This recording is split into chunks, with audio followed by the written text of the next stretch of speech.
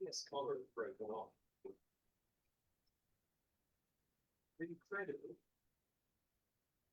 This super rock is tells me that it's still out there. All right. So we are live. We're live, Raphael. Awesome, awesome. All right, you guys. What's up, real ones? Calais here. Today we're cutting through the noise a little bit. So if you're tired of low boards, losing drivers, and just barely keeping your fleet afloat, this session is going to be for you, right? We're not here to sugarcoat. We're here to shift.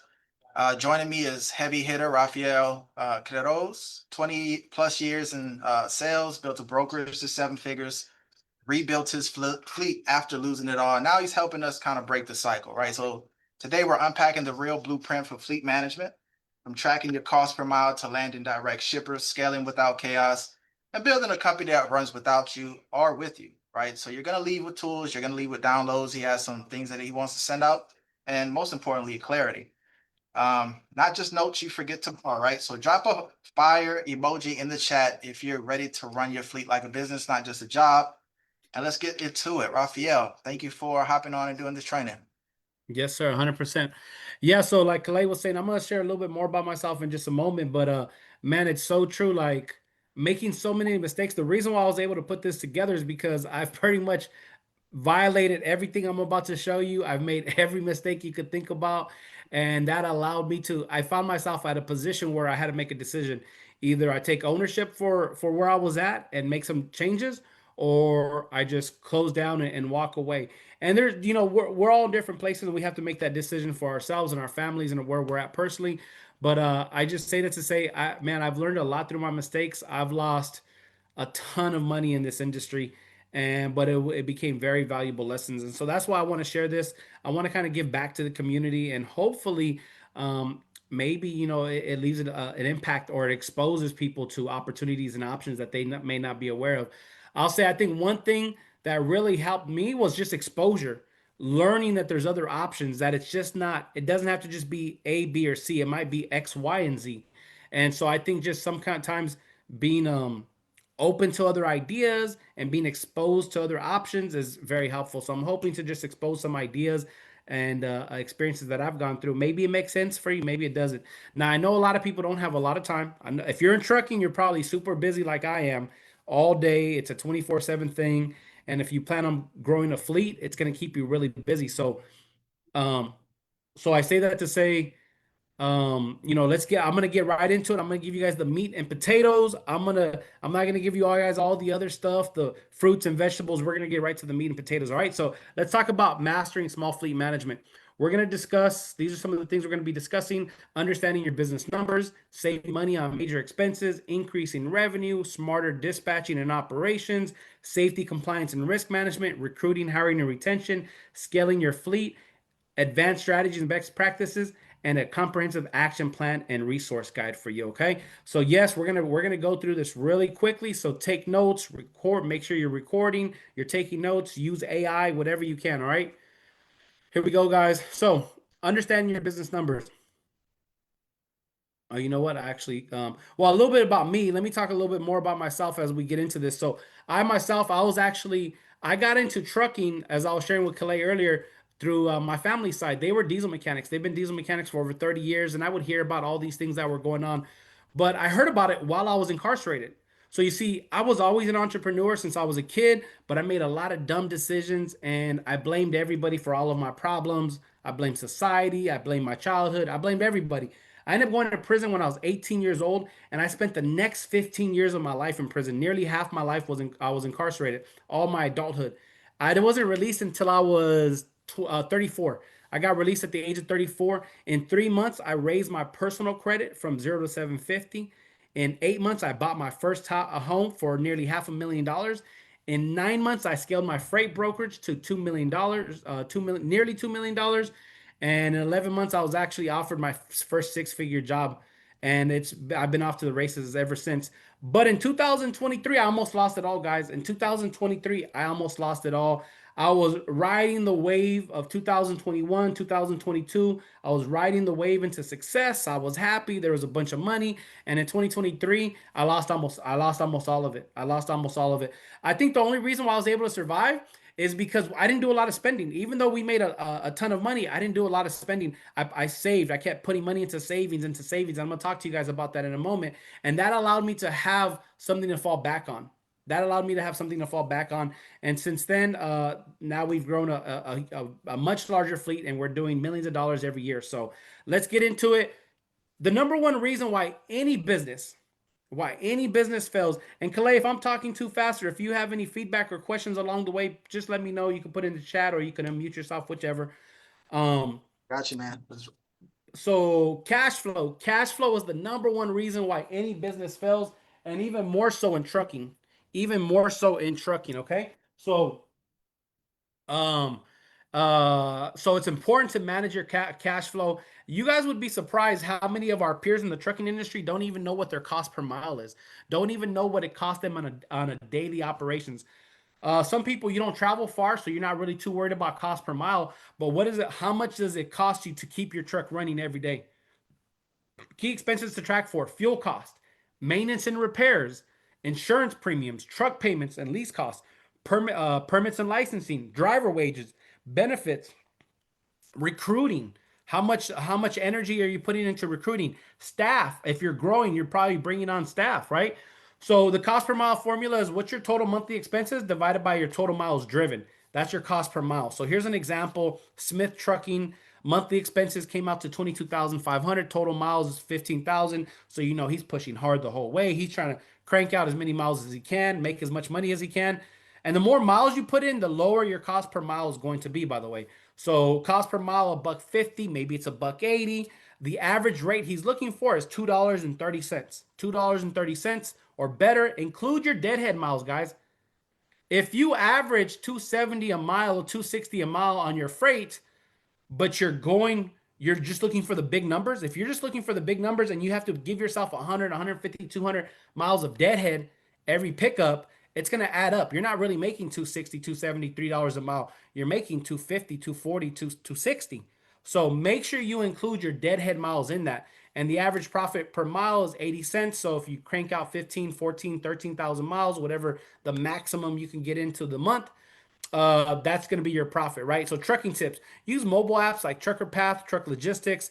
You can use simple spreadsheets. That's what we did. We created some really, really nice, fancy spreadsheets that our team loves, and it's easy to share. We can use it on Google Sheets, so everybody can have access to it that needs to. And then compare against industry's benchmarks. You know, you can go pay to find out industry benchmarks. You can go do some research. You can do freight. You go onto Freight Waves, go onto YouTube, join groups like this, go to Facebook groups and ask. Ask your peers, hey, how much are you paying for fuel? How much are you paying for insurance? Build your relationships and find out what are people paying for. Simple bookkeeping options. You got Excel and Google Sheets. You got QuickBooks. You got Wave. Wave actually gives you a free option. I actually like Wave. I started with Wave and it was really, really awesome. I still use Wave for some of my other businesses. Key performance indicators. Know the difference between your gross and net profit margin. I can't tell you guys how many truckers I know, carriers, owner operators, and drivers who are saying, hey, I just banged out $25,000 last month, $30,000 or $20,000, which is a lot of money. But if your expenses are $15,000 and you made 20, you only made $5,000 profit, right? If you're saying, I see a lot of these programs, hey, lease on with us and make $8,000 a week. Well, first, you know, is that accurate? And if it is, what's your net profit after that $8,000? You have to know the difference. And then have a cash flow forecast. Kind of get an idea, you know, based on your numbers or the industry standards, where should you be in the next 30, 60, 90 days?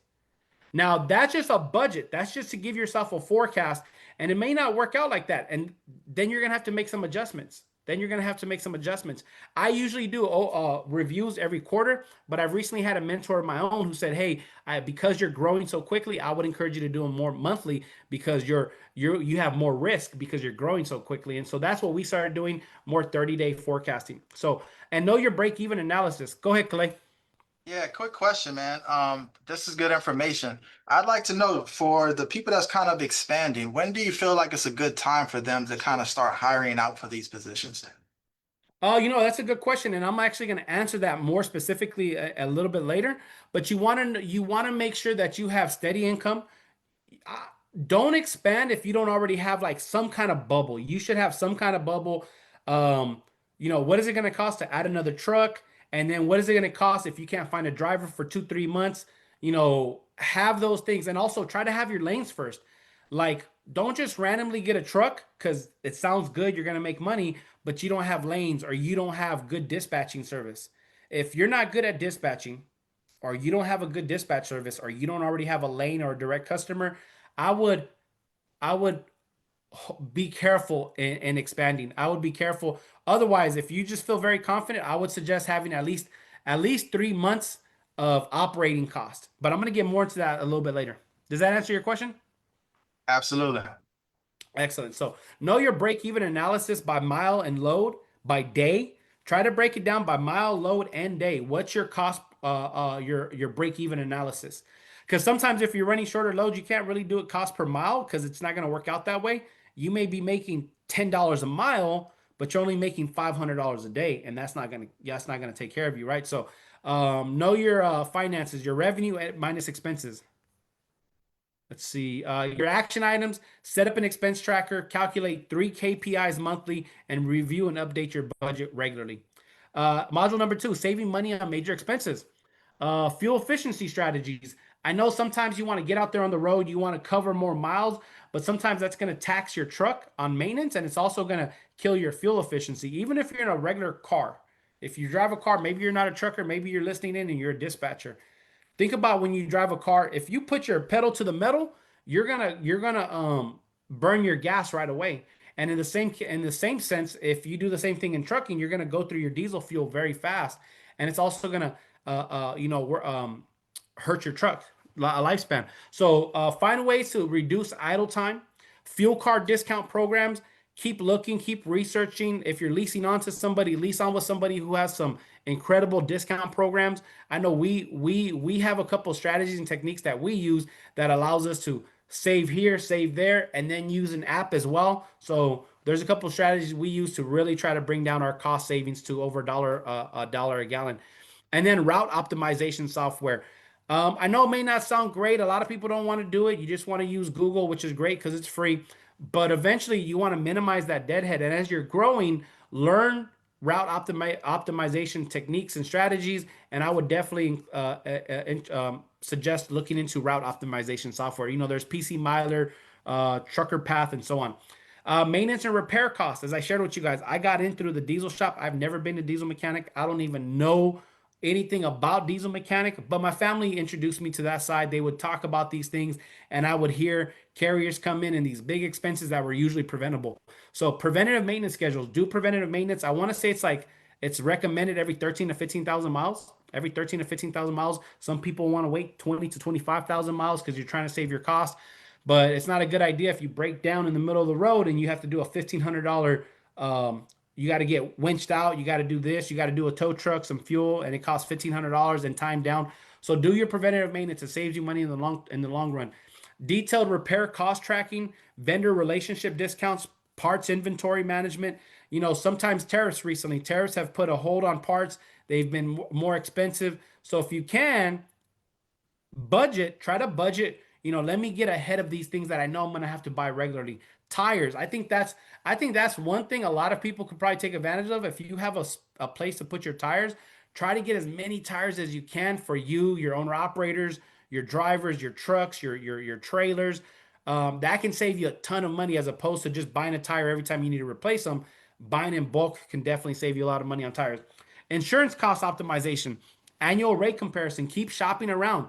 When it's time to get your new insurance, shop around. Your agent's not going to want you to do that. They're going to say, no, no, we got you, we got you, we got you. But just shop around to make sure, you're keeping your insurance agent honest and you're getting the best rates you can. Coverage review and tailoring. Make sure it covers all the things that happen in trucking. I mean, trucking is a high risk business. One of your drivers can have an accident. You can have an accident. I would also look into Legal Shield or CDL Legal to protect yourself, your driver, and your company. Strategic deductible adjustments and safety record premium discounts. So deductibles, just like in car insurance, if you or any kind of insurance, if you have a higher deductible, your premium goes down. So what I would potentially do is try to have a higher deductible and just save money in case you need to bring in that deductible. But that way it brings your premium down as low as possible and you can have a better cash flow. You could have better cash flow throughout the month. Um, I'm not gonna get through this so much, but just this is more about taxes. Trucking, we're entitled to a ton of tax deductions in trucking. We're entitled to a ton of tax deductions every mile, every phone call, your phone, lodging, hotel, depreciation. And make sure you're talking to a tax professional about these things. Yeah, make sure you're talking to a tax professional so you could line it up. You don't want to owe taxes. For example, let's say you had a great year. Awesome. But now you owe $50,000 in taxes for the year. Well, you can use that $50,000 in taxes, go buy yourself a truck before December 31st to make sure your previous year's taxes are lowered. So think that through strategically. All right. So your action items are review current maintenance and insurance costs, explore bulk buy groups and associations, exclude a tax review for excuse me, schedule a tax review with your accountant. Now let's talk about increasing revenue. It's really my opinion that I think every company, every person should have multiple streams of income, and every business should have multiple streams of income. What do I mean by that? Well, if you're maybe you have a job and maybe you have a side hustle, there's multiple streams of income. If you have a trucking business, you have your trucks that you run, and maybe you have owner operators. That's an additional stream of income. Um, so let me see. So another thing, direct versus brokered freight. Now, brokered freight isn't all that bad, but are you building relationships? So as I shared with you guys, I start off on the brokering side. Um, so if you can get direct shippers, you are probably going to get higher rates. Most shippers are charging anywhere between 10 and 30% margins. They're charging anywhere between 10, call center service. Okay. 10 and 30% margins. I know this having worked at some larger brokerages. They usually try to get their agents to get at least 15 to 20%. That's kind of what I hear a lot. When I worked at these two larger brokerages, they were really pushing their agents for 15 to 20% margins. So that's typically where they're going to be at. So if you can get direct shippers yourself, you can save at least 10 to 30% in additional revenue. You're also going to build long-term relationships. To this day, I have a long-term relationship with two shippers, and that's where we run our trucks. Some of my smaller fleet, that's all they are. They're dedicated to those routes.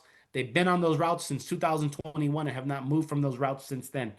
Um, Let me see here. And have not moved from those routes since then. So if you can get direct shippers, you can build relationships, you can be their trusted service provider, and you get better rates. Now, if you're working with brokers, don't be transactional. Look, guys, this as a broker, this is what 99% of dispatchers and carriers do. They call me, they say, "Hey, is the load available from X to Y?" I'm like, "Yeah, it's available. What are you thinking?" "Hey, I could do it for $1,500. Okay, let's do it for $1,500. Okay, cool. Here you go. Here's the Raycom. Moving on. Okay, thanks. Boom. That's it. That's usually all that happens in a perfect world. That's how it usually goes. Don't be transactional. Any business is relationships. Every business is based on relationships. So when you do call a broker, I was teaching one of our owner operators how to dispatch not too long ago, and I called a broker, and we were on the do not use list for that broker for whatever reason. We're going through some safety score issues and stuff, which we end up fixing later on. And I offered the broker I was talking to her. She was a nice lady. I said, hey, is this a regular lane? I asked questions about it basically. Hey, what are you trying to get for it? Oh, I'm trying to get $1,000. I could do it for $1,000. Okay, cool. Can you do it for 12? I could do it. If you could do 12, I can do it today. I can do it right now. She's like, let me think about it. And then as she's thinking about it, she goes, okay, I'll do 11. You're negotiating. She's like, I can do 1,100. That's the best I can do. I'm like, okay, is this a regular lane? Oh, it is. Okay, cool. Well, you know what? I travel that area. I'm always there in that area, or I live in this area. I would love to be able to do it on a regular basis. What do you think? Blah, blah, blah. If this works out, okay, cool. Great. Can I take you to get some coffee whenever you're out in this area? I'm right here in Southern California by Los Angeles, blah, blah, blah, blah. Trying to get her to laugh, trying to get her to smile, build that relationship. It doesn't matter if it's a guy or girl. I'm not talking about being flirtatious. I'm talking about being personable, be nice, be relationship based. So she took us off of her do not use list and she overrode the system. So we're able to book the load. So build the relationship, right? Also, sometimes this is a hack that somebody taught me years ago. Sometimes when you're on a do not use list with a broker, all you got to do is either A, ask to speak to a supervisor or manager if it's a larger company, or just ask them, hey, I have a corrective action plan I submitted to the Department of Transportation. Would you like to take a look so you can use us? And it's actually worked a number of times for us. We submitted a corrective action plan to the broker and they allowed us to run the load anyways. So keep that in mind. Shipper outreach tips. Research local manufacturers in your area. Start with what you know, with what you have, with where you're at. Prepare a professional capability statement. What do I mean? Have a one pager that lists who you are, what you do, what your capability is, whether you have one truck or 100 trucks. Have a capability sheet ready so they can quickly see who you are and what you offer. And then follow up consistently. Sales is all about the follow up. It's all about the follow up. You got to follow up with your shipper or your broker, whoever it is, and just let them know you're still interested. And offer competitive rates for first time shippers. If it's a first time shipper, I get it. I get it. You want $3, $4, $5 a mile. Hey, that's awesome. But in business, take off your trucker hat for a while. Take off your trucker hat and just think like a business professional. In business, you got to do promos, you got to do advertising, you got to get your foot in the door to earn their business. And then later on, you could go back to your original rate. But you got to get them in the door some way, somehow. Additional revenue sources, referral programs, affiliate programs, factoring service programs. Try to have a niche focus for yourself. And again, affiliate type partnerships, whether with vendors, tires. You build these relationships and they become super valuable. Today, I have so many relationships with people in trucking and outside of trucking that now when people come to me, I'm able to get them super awesome discounts. We're able to offer some amazing rates to our owner operators because of the relationships we have, and we get to pass that on to our owner operators. So build relationships with different vendors. Let's see. Rate negotiation. I kind of already talked about that with brokers. Be seasonal planning. Uh, and after you move a load, check this out. Almost never, 99% of dispatchers and carriers never call me after a load's been delivered except to collect their money. That's it. They never say, hey, thank you. That was a great experience. Hey, I really enjoyed working with you. What can we do? What other lanes are you working on? What else can I do for you? Like, this is a business. This isn't just trucking. I get it. You want $5, $10 a mile. That's awesome. But think like a business, and how are you serving your customer? Why should they want to keep working with you? Whether you're a dispatcher, a carrier, a fleet manager, why should they keep working with you? Right? So offer volume discounts on consistent shipping, send quarterly review reports, go above and beyond, guys. Trucking is still stuck in, I feel like, in my experience, trucking still stuck back years previous. Get with the times, be service focused. Also, seasonal planning. Plan for the season and ahead. Don't plan for the season when it hits you. Plan for the season ahead, 3 months out, 4 months out, a quarter out. Hey, you know what? We're gonna transition to reefer during the spring season when the produce is hot or whatever it is, right? We're gonna switch to flatbed. A couple of my drivers are gonna switch to flatbed. I'm gonna offer them better rates just for the next 4 to 6 months. When I started, I had a broker buddy, one of my mentors. He was a freight broker. He only worked like 4 6 months out of the year because he only worked during certain peak seasons doing reefer. He only worked like 4 to 6 months out of the year, and he had been doing that for over 10 years. And he made a really, really good income for himself, a really good income. He had his carriers that he used, and he had his same shipper, and he did it every spring season, working 4 6 months out of the year, and he was done. The rest time he was off. Sorry, I thought I heard somebody screaming. All right. Action items. Contact 2 local shippers directly this month, at least. Analyze load boards and direct shippers for your top lanes, and set up a simple referral incentive program and build relationships with different vendors, guys. Module 4, smart dispatching and operations. Affordable dispatch options. You got free low-cost tools like Google Sheets, Google Maps, Excel. You got your Google Calendar. You got free load boards and apps. Google itself has so many cool tools. You can create forms in there. You can create websites in there. You can do all kinds of stuff with Google. It offers you free options. You could even create courses in there. So if you plan on bringing on staff, you might want to build a course within Google Courses, Google Classroom, so you can start teaching your people as they onboard with you, your new staff, your new dispatchers, your new fleet manager as you grow. Mobile dispatch apps. Simple yet effective tracking loads and driver communication cost $20 to $80 a month. What's becoming very popular is Smart Trucker. It's an app where you can find loads from everywhere for free, and they offer you fuel discounts and they offer you route optimization. I think it's Smart Trucker or Truck Smart or something like that, and they have very competitive factoring fees. They're becoming a very popular app to use. And then you have cloud TMS tools. I personally like ITS Dispatch. I like ITS Dispatch. We've been using that for years. It's very simple to navigate. I've spent a lot of money on software. I've spent all kinds of money on. If you Google TMS, all the fancy ones that pop up, I've probably used them. I've probably used them unless there's something new. But over the last 4 years, I'm a tech junkie. I like technology. I like AI. So every time something fancy comes out, I try it. But if it doesn't convert to real life, then just trash it. It's not gonna do anything for you. Just because it's $500,000, it sounds fancy.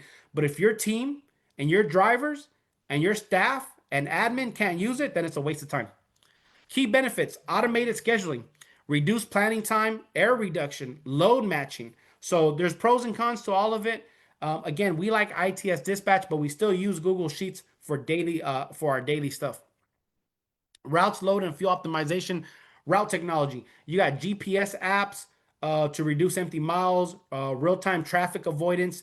Guys, don't get recently there was a guy who got stuck in traffic, one of our drivers. It's like if you had just used the app to know kind of where you were going, you could have avoided some of these things. But hey, it is what it is. So try to plan ahead if possible. It's not always possible, but if it is possible, try to plan ahead. And safety first, guys. Safety first, safety first. I mean, I get it. You have a delivery you got to make. I would rather make a delivery late than not at all. So safety first. Load planning strategies, multi-drop loads, increase revenue per mile. I know a lot of drivers hate doing the multi-load. If you're a fleet owner or fleet manager, you're gonna have to give your guys bonuses. You're gonna have to give them bonuses for that, but it is gonna be worth it in your pocketbook. So target max 50, maybe 100 miles, empty deadhead miles. At the end of the day, you got to strategize. You got to go. You got to know what your budget is, what your cost per mile is, and make sure you're hitting within a certain deadhead miles. You know, those deadhead miles will add up if you're not keeping track of it. Fuel stop optimization, fuel apps like Gas Buddy, Trucker's Edge, Mud Flap. What's the other one? Smart Trucker, the one I mentioned. Fuel cards, EFS, Com Data, T Check, so on. Daily route review checklist. Verify pickup and delivery times before departure. Map your fuel stops. Check weather and road conditions, and plan safe truck parking locations. Remember, guys, your safety is the most important thing. Truckers, drivers, and trucking companies are the backbone of the American economy. We love you guys. We need you guys to be safe. If you're a dispatcher, I get it. You want to get to the load on time. Take care of your drivers first. Take care of your drivers. Take care of your drivers. Take care of your drivers. Without them, we can't get these things done. Uh, your action items are compare a couple software tools, even if it's just Google Sheets, even if it's all just Google. Start exploring some of these tools and how you can implement them in your daily routine, and set loaded deadhead goals for drivers. Try to keep them low. Safety, compliance, and risk management. My favorite. I'm lying. I hate this part. What are your hours of service? Now, if you run locally, your hours of service are different. You don't need an ELD, I believe, if it's under 150 miles radius, if it's under 150-mile radius. So, um, but if you are using ELDs, then you got to be careful. Sometimes your drivers forget to turn it log out. They have an 11-hour driving limit, 14-hour duty window. Get your annual inspection and get your daily pre and post trips, guys.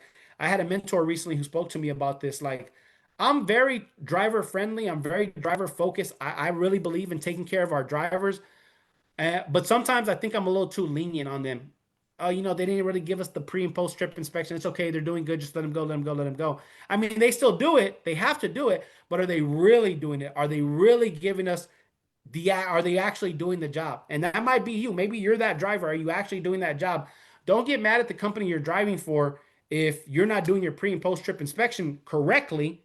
I get it. You might look this way, you might look that way, but are you really doing it? It's for your safety. Don't get mad at the fleet owner or the company if you get broken down on the side of the road because of a tire blew. That could have been preventable. That could have been preventable. Um, Also, required documentation: driver records, hours of service logs, qualification file, medical cards, vehicle records, inspection reports, maintenance records, registration. These things are required by the FMCSA and Department of Transportation. They are required. Company records, operating authority, insurance, IFTA, IRP, drug testing. You guys should know that your driver cannot be in a truck without doing a drug test.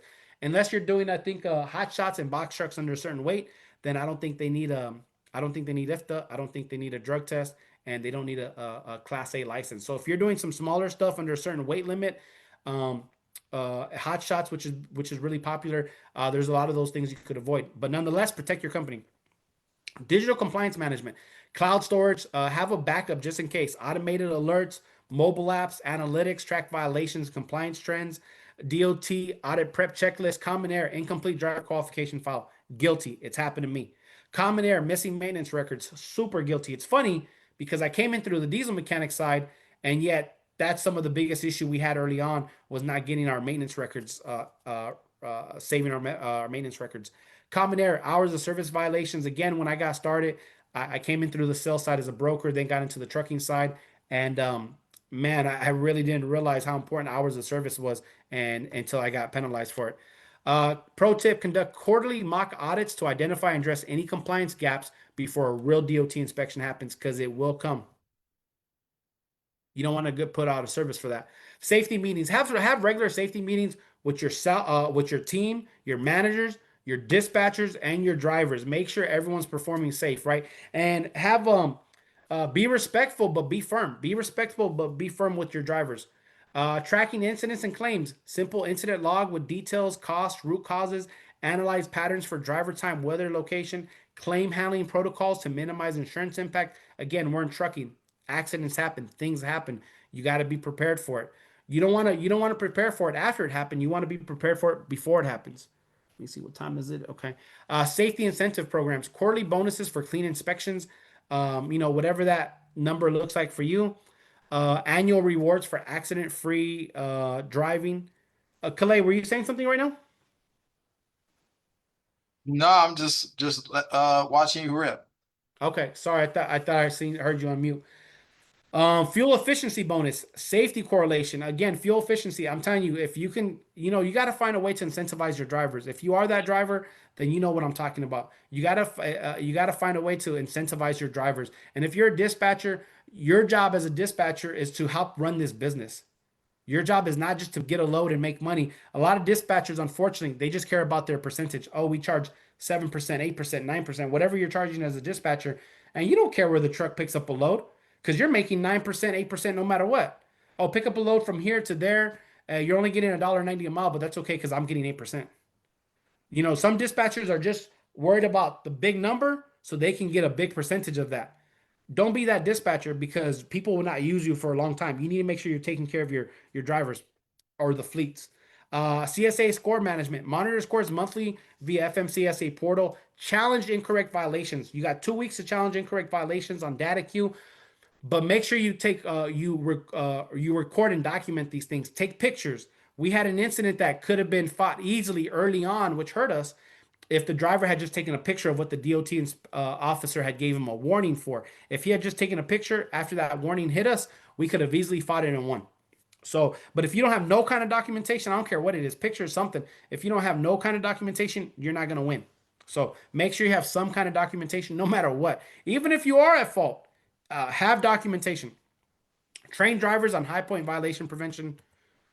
Schedule monthly. So your action items are schedule monthly safety meetings, digitize compliance documentation, and review fleet safety scores. Now, recruiting and hiring.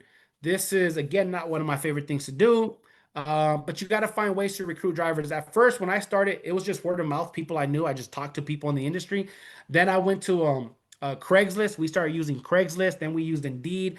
We went to Facebook ads. And as you grow initially, when you're trying to fill your first few trucks yourself, 1, 2, 3 trucks, it may not to be too much of a challenge. But once you get to like 5, 10, 15, 20 trucks, it may be a challenge. We have a 92% turnover rate in trucking. We have about a 92, and Calais, you can please correct me if I'm wrong, but I believe we have about a 92% turnover rate in truck drivers. So if that's the case, chances are you're going to lose your truck driver eventually. So you need to have a system in place, a pipeline of drivers you can keep going to. We use services like Fleet Connect that have been amazing.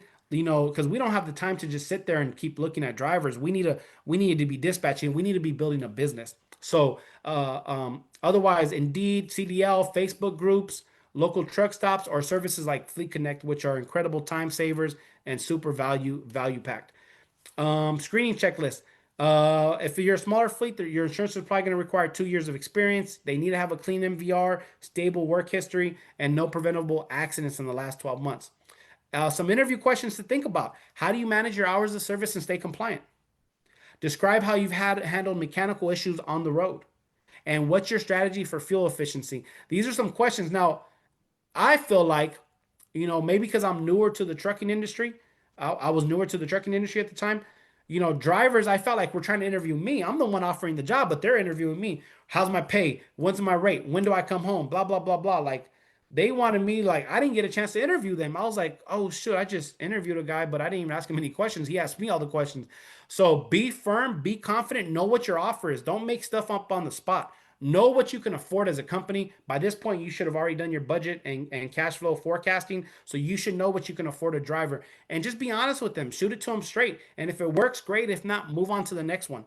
Don't waste their time. Don't waste your time.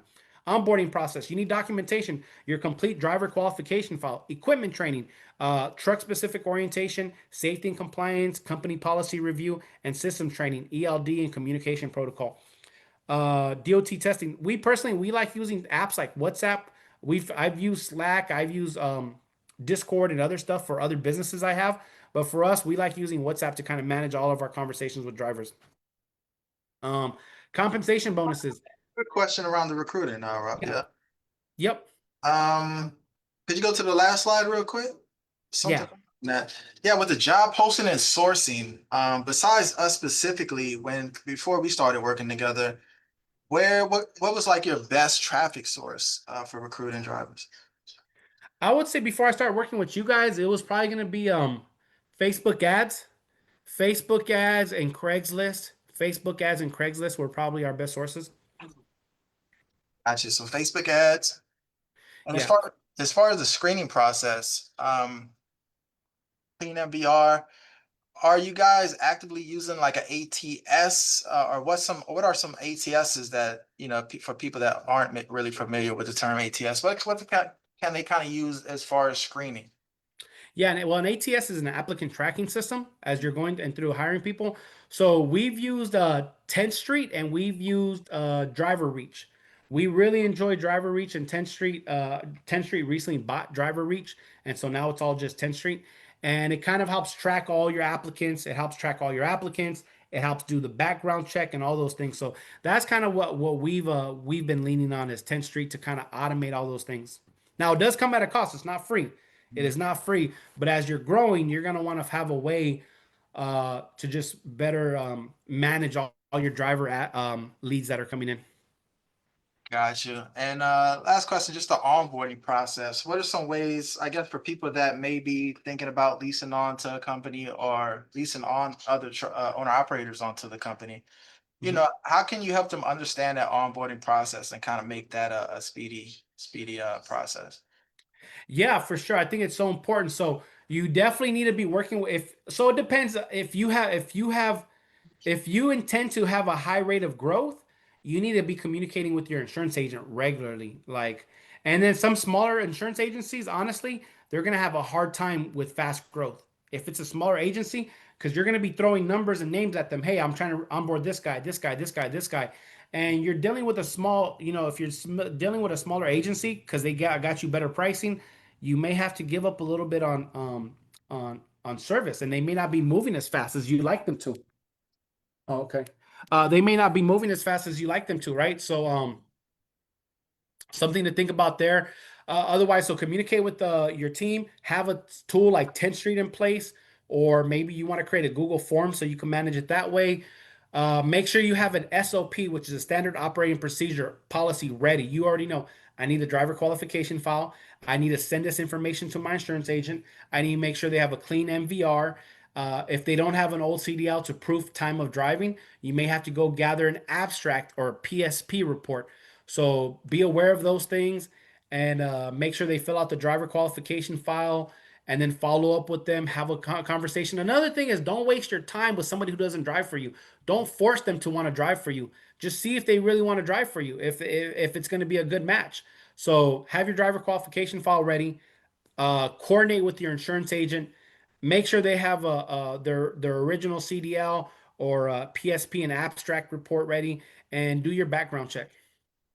Gotcha, man. Yeah, I know that's because a lot of people might not, that is an expense, right? As far as just recruiting drivers and owner operators, like how much are those expenses typically for fleet owner? It's so as working with you at Fleet Connect, it's just it saves us time, which is one of our most valuable resources is our time.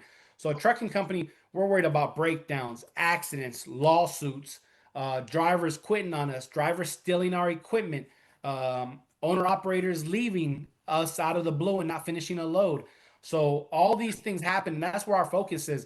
So if for us, it was more about our time, and we worked with a company like you at Fleet Connect, as opposed to just doing it all in-house. And if you can do it all in-house, hey, that's great. We still have our in-house recruiters who make our phone calls, who reach out to that do compliance check-ins and stuff like that. But it's you got to think about the staff you're hiring to do your recruiting.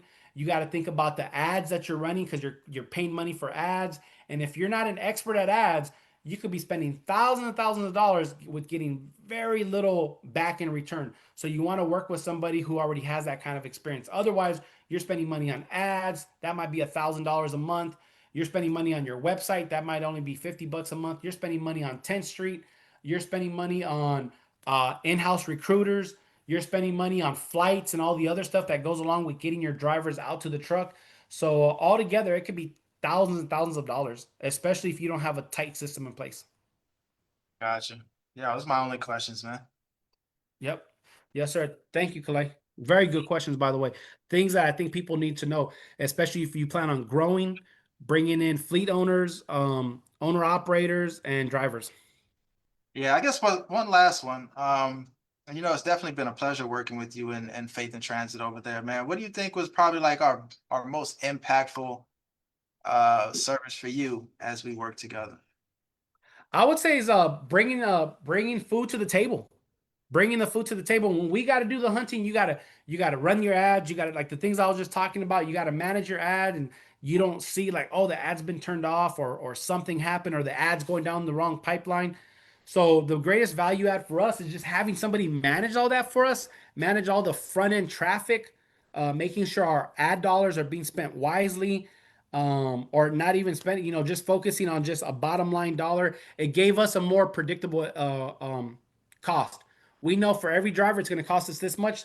It makes it easier. So that's the value add for us. You guys doing a lot of the heavy footwork, traffic experience on the front end, so we don't have to keep A/B testing this ad or that ad. We just let you guys take care of that, and you guys bring us the food, and then we just slice it and dice it once we bring it home on the table. Gotcha, man. Thanks again, man. I love that. Yes, sir. Thank you, Kalei. Let me see. So let's see. I got about 12 minutes left, so we're gonna be running through this. Compensation bonus ideas, sign on bonus. And don't give your sign on bonus all in one time. I used to do that all the time. I offer a sign on bonus and I would give it to them as soon as they start, and then they leave the next week with my $500 or $1,000 bonus that we had offered. And so that's just the reality, guys. So don't give your sign-on bonus. It should be staggered payments, 30, 60, 90 days or something, right? And then you've been with us for a year, you got another bonus. You've been with us for 2 years, another bonus. You hit certain numbers, another bonus, right? Safety bonuses, milestone reward bonuses, mile per gallon bonuses. If you can keep our fuel efficiency good, you can get those bonuses. Benefits that matter, health benefits, home time guarantee. I would say the two biggest things in my experience now is home time and good pay. Home time and good pay are the two biggest things. Um, and taking care of the vehicle. Give them a good vehicle. If it's an older vehicle, that's okay. They may not like it. It's okay as long as it's safe. As long as it's not going to break down every couple of weeks or every couple of months, because that takes away from their paycheck. So, um, and then just ask them. Ask them. They can't have it all. Do you want an older truck with more bonuses, or do you want more bonuses with an older truck? Like, figure out what works for them. Building a positive culture, open communication, respect, recognition, safety focus 24/7, and make it feel like family, guys. I had a driver, he had been driving for over 30, 40 years, and he one time he was tired. He said, "Hey, I'm just letting you know I'm a little tired, but I'm gonna do everything I can to get to the delivery on time." And I told him, "Look, bro, if you're tired, pull over to the side and rest. Just pull over to the side and rest. And if you're late for the delivery, I'll let the broker know in the morning." right? And he really appreciated that because he said no one's ever told him that in like 40 years of driving. No one's ever told him that. They always push for the delivery, push for the delivery. Focus on, make them feel like family and they'll stick around longer. I'm glad to say that our drivers tend to stick with us a lot longer than the industry average. Simple performance management. Orientation day, your check-in, reviews, quarterly ongoing, key metrics, on-time delivery, miles per gallon, and safety scores. Two-way feedback. When the drivers express concern, listen to them. If they say, "Hey, this, I need that fixed," sometimes they want everything, right? They want the world handed to them, and you just can't do that. But if it's a genuine concern, make sure you address it. Growth plans, training opportunities, and advancement plans. Your action items are post on new job boards, work with companies like Fleet Connect, find out what the offer is, and you have to know your bottom line. Launch and refine your referral program and set up 30, 90-day driver review meetings. Now, scaling your fleet. We're almost done now. Cash flow and analysis.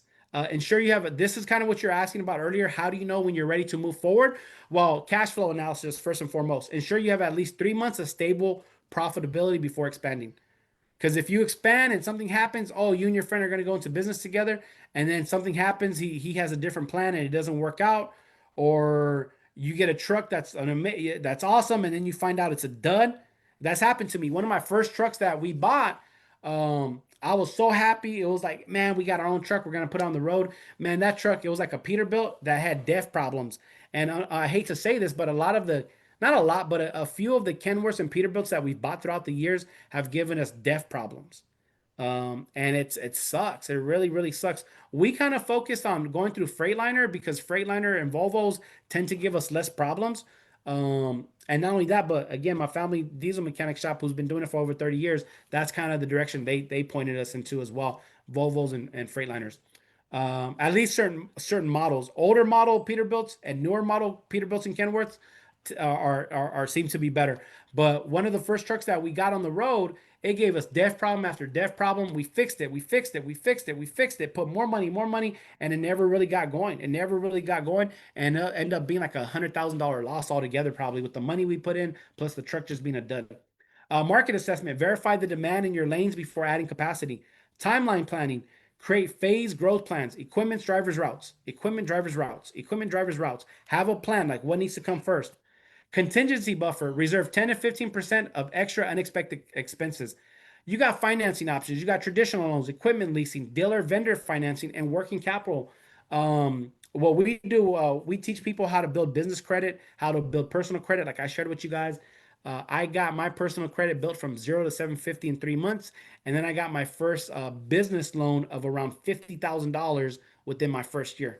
I got a $50,000 business loan my first year as well. So, and then lease and buying. I get it. You want to keep your cost down, so you want to go buy it. So you're only paying $12 to $2,000 to $2,500 a month, as opposed to leasing. But when you lease it, maintenance is usually included, and if something happens, they'll swap out the trucks for you. So there's pros and cons to both options. Um, by the way, if you guys don't know, JB Hunt, Knight and Swift, big companies. I know today a lot of people aren't happy with them, but look at their growth, their stories. Look at their founder stories. They have some powerful stories. Staffing and service diversification, growth oriented hiring, driver recruitment, use existing driver referrals, offer competitive packages, support staff, consider part time dispatchers, admin assistants before full time, hiring timeline, add support staff first, then drivers as volume increases. Always calculate employee costs fully, taxes, benefits, insurance. One thing that allowed us to grow is we realized, the economy, the world that we live in, we have access to people all around the world, and we're actually able to build partnerships with people in other countries, from Mexico, Philippines, Colombia, um, Pakistan, India, Africa, Latin America. So we were able to work. Now we've kind of settled. I've worked with tons of people all around the world, but now we've kind of settled. Now you do need to know. You got to be culturally competent. If you're gonna, working with people in different parts of the world, you got to know how to communicate effectively in a way that they understand, and they need to be able to understand us in a way that the way we speak. So if you are going to be hiring overseas people to keep your costs down, you got to be aware of communication challenges, um, cultural challenges. You need to be aware of those things, and you need to provide training for your team if you are hiring overseas. We do that with all of our overseas team. We have a strong back office team.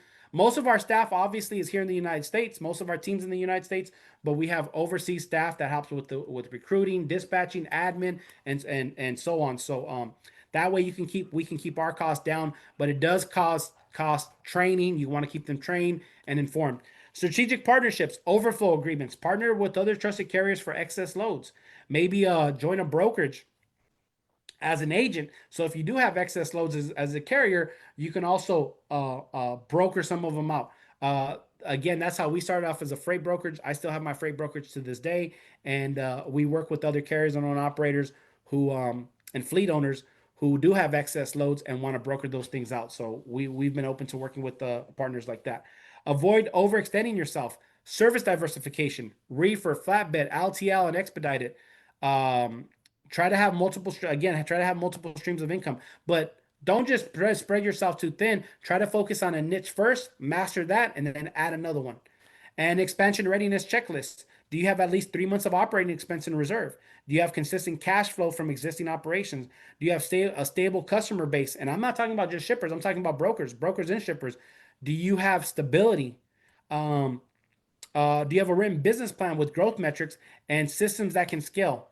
And clear written operating procedures. So if you hire somebody new, whether overseas, near shore, or here in the US, if somebody gets hired, do they already know what their job is? Or are they making up as you go? Action items, review expansion, finance options, build a 12-month growth plan, and identify potential partner or diversification opportunity. Advanced strategies and best practices, software solutions, look into different software, look to leverage AI and technology. Tax strategy, work with a tax specialist. Trucking is very unique, but we have so many transactions, but we are also entitled to so many deductions. So make sure you talk to a tax strategist who does that. I've been working with my tax strategist since 2021, so 4 years, almost 5 years now. Automation opportunities, invoicing, maintenance records. AI is cool to help what you're already doing, but don't rely on AI too much, right? It is really, really cool, and there's some amazing tools that are coming out that you can start using to help with dispatching, cold calling, receptionist. I have an AI receptionist that is amazing, and it's super affordable. It's only $50 a month, and I have an unlimited AI assistant that takes all my calls. So there is definitely a value there. Succession planning, document process, legal structure. Make sure you set up your LLC. Have a strategy behind it. Don't just set up your LLC and put all your eggs in that one basket. You've probably seen it on TikTok and YouTube or whatever else. There is strategies to set up one LLC and another LLC to protect yourself and remove yourself from personal liability. Okay, so be prepared for that. Also, valuation. Get an annual business valuation to track growth. Get an annual business track valuation to track growth. Build your business in a way that you can sell it. Not that you're going to sell it, but build your business in a way where you can sell it. And like Calais said, where you could either walk away from the business or stay there for the next 20 years. So build your business in a way. So you got to be honest with yourself. You can't keep telling yourself, oh, everything's great when it's not. Get a business evaluation. See what other business professionals are valuing your business at. Website and digital marketing. Do your SEO. Make sure you have your Google My Business profile set up. When a shipper is looking for a trucker, when a shipping manager, they're going to Google it. They're going to Google truckers near me, semi trucks near me, transportation providers near me, truckers near me, flatbeds near me. They're going to Google some of these things. Use SEO, search engine optimization. Have your Google business profile set up so when they search, you pop up in their search bar. Make sure you're popping up in their search bar in your local area. Email marketing, do your cold email marketing. Now, cold email marketing is a strategy. It is a technique. It's not as easy as just sending out thousands of emails. You will get banned if you do that. You do have to have an understanding of that. And we actually teach that. So fleet branding strategy, professional logo, consistent messaging, local networking. Join your chamber of commerce, guys. Join your chamber of commerce. Join your chamber of commerce. Join your chamber of commerce. I get it. We're in the tech world. Everybody's on social media, but go meet people out in the field where they actually work. All right. Go meet people in real life. KPI dashboard, key metrics to track monthly, your cost per mile, your revenue per truck, customer retention, deadhead miles, fuel efficiency, monthly trend analysis. Continue to educate yourself. Continue to educate yourself. staying ahead with technology, quarterly tech assessment, automation opportunities, driver feedback. Like I said, AI, you can't trust AI too much right now, but who knows? Today they might come out. AI may, it's like every 24 hours, AI advances more and more and more. So when AI may not be ready 5 minutes ago, but today, right now, it may be ready to handle all of your operations. So keep do a pest analysis. Do a pest analysis for your business, which is politics. How do politics influence your business? Economy. How does the economy influence your business? Uh, Social. What social factors are going out in the world that influence your business? And then technology. How does technology influence your business? So do a pest analysis. Also do a SWOT analysis for that matter. Strengths, weaknesses, opportunities, and strength and threats. What are your strengths? What are your weaknesses? What opportunities exist in the industry? And what threats are coming to the industry? Like maybe trucking automation where the trucks drive themselves. Is that a threat that we should be aware of and be prepared for? I don't know. Action items, schedule quarterly tax planning, launch and refresh your website, get your SEO, search engine optimization, and Google My Business set up. It's super cheap, it's super affordable. You could do it yourself. Don't use AI for SEO because you will get flagged, and identify one business process to automate. Now your next 90 days should look something like this. Set up your expense tracker and cost per mile calculation, review insurance policies, implement basic fuel savings and strategies, schedule monthly meetings, days 30 to 60, contact at least a few shippers, evaluate dispatch software, create driver recruitment retention plans, and set up a KPI dashboard for yourself. Also, and then from there on, build expansion strategies. Start creating a savings for yourself. Create your website, your SEO, and Google My Business profile. Schedule quarterly tax planning and implement automation process where you see fit. And I hope that was helpful, guys. I wanted to make this quick. I want to give you guys the bread and butter, and I hope that stuff all made sense for you guys. And if you guys need any help with these things, send me a DM, send me a message, find a way to connect with me, and we can connect. All right. That's all I have for you guys today. Solid, Raphael, man. I appreciate it, man. That was I'm pretty sure if you got your hands on this, then you pretty much got the blueprint for growing a fleet and managing a fleet, right? So uh, Mhm. I don't think it definitely is not going to be an information gap at this point.